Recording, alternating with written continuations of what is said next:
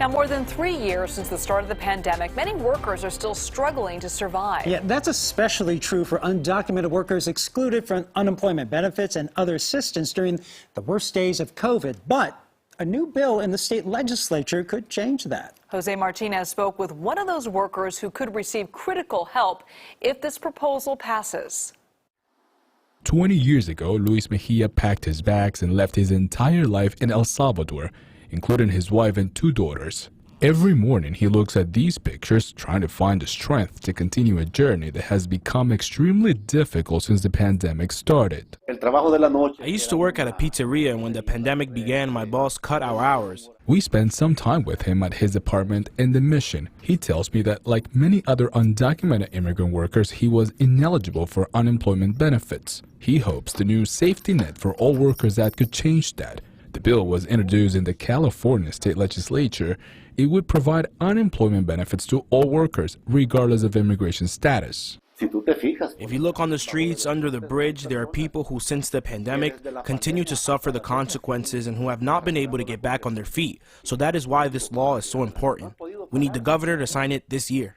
An estimated 2 million undocumented workers in California have been excluded from unemployment benefits and other assistance during the pandemic.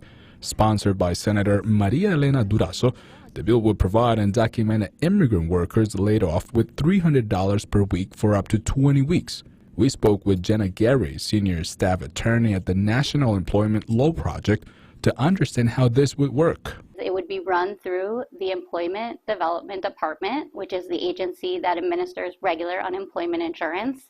They would apply for the benefit and have to show proof of their past wages. Gary tells me other ways would include proof of schedule showing how many hours they worked each week, or bank information showing direct, consistent deposits. Currently, employers are paying about $485 million on their behalf into the UI system already. There's $485 million going into the UI system on their behalf, but unlike every other worker, they can never see a cent of that money. Last year, a similar piece of legislation was vetoed by Governor Gavin Newsom because the bill needed further work to address operational issues. We're asking for $356 million, which would fund 1 year of benefits plus all the administrative costs for the Employment Development Department. Jenna and Luis tell me the plan is to continue knocking on doors to gain support as the bill moves within the Senate.